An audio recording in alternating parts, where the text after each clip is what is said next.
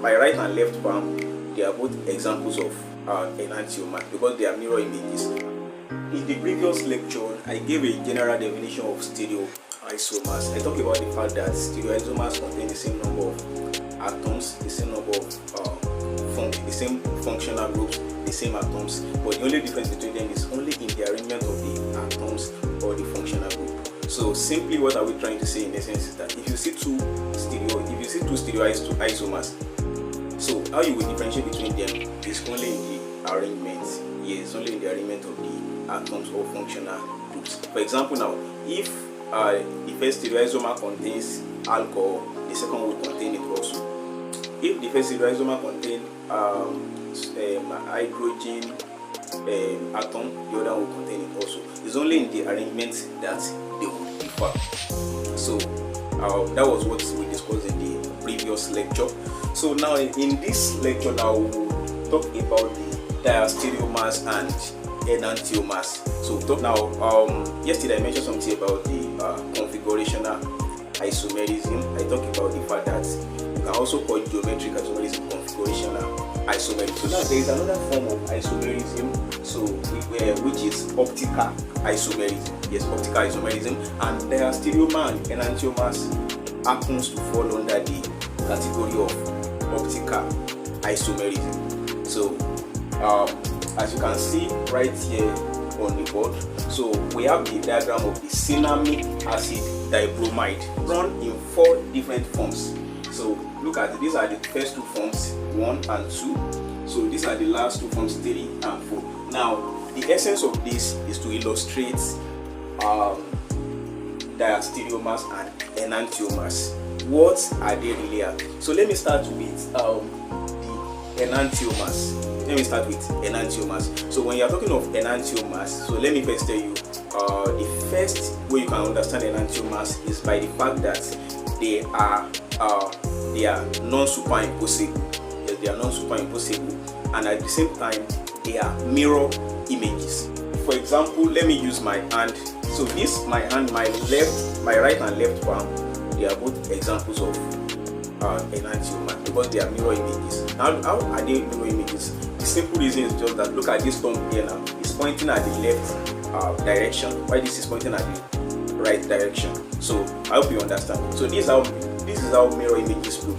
Now, what is at the left here will be at the right here. So that's how you recognize mirror images. Now look at the mini fingers too. You can see that this finger now, this is at the right side, while this is at the this at the left, this at the right. So that's how you identify them.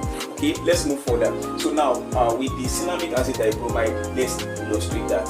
Okay, now let me first talk about enantiomers. Now look at it now. You can see, look at what we have here. Look at this carbon here, this carbon, this carbon. So these are where the changes take place actually. So the remaining ones are constant. Now look at the CCH5 here. It's also a COOH here. So now look at here, we have hydrogen here, bromine here. So I hope you are getting. So here we have bromine, hydrogen. So if you look carefully, you can see that we have 2 hydrogens at the left hand side here. You can see that they occur at the right hand side here. So this is what qualifies them to be called enantiomers. So take note, they are non-superimposable and they are also mirror image. So we can classify them as enantiomers. So alright, let's move to the other example. So look at this and this. So they are also enantiomers. I'll prove it to you now the reason why they are enantiomers. Now look at the structure here. You can see that, look at hydrogen. Hydrogen falls to the left hand side here. Look at here, it falls to the right hand side here. Bromine falls to the right hand side, it falls to the left hand side here. And you see how they are interchanged. So it shows that they are mirror images. So that's why it is that way. So that's why we can call them enantiomers. You can see bromine, just very similar to this. This one appears at the right hand side, this one appears. Just that this one is more uniform because the hydrogen atom, they both fall to the same side. The bromine atom, they both fall to the same side. And so you can see, so that's just the difference between them, right? So now let's move to the other example. Now, okay, we have agreed that these ones are enantiomers. Okay, enantiomers. So let's talk about diastereomers also.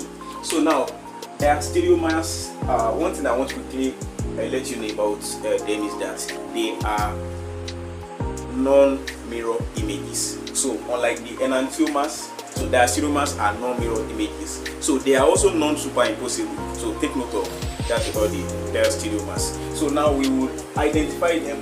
Now let's say the reason why I said they are non-mirror images. Now look carefully.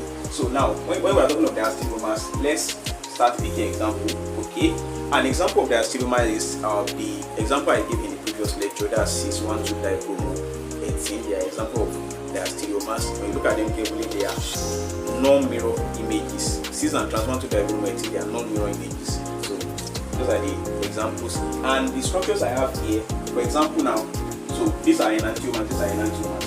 Now I can say this 3 here and 1 here. So that's this and this. So let me bring it here. This and okay, don't let me go far. This and this, they are example of diastereomers.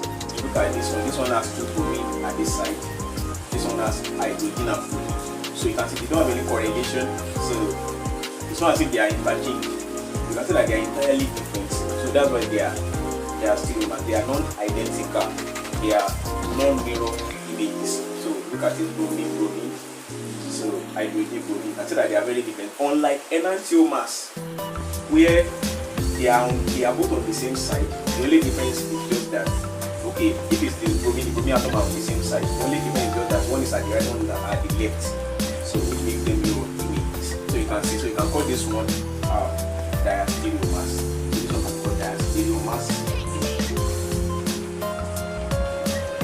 So the same way we can call this. If you call this and this two, this that's Roman figure 3, and this you can call them also diastereomers. You can see just the 2 arrangements and they are not similar.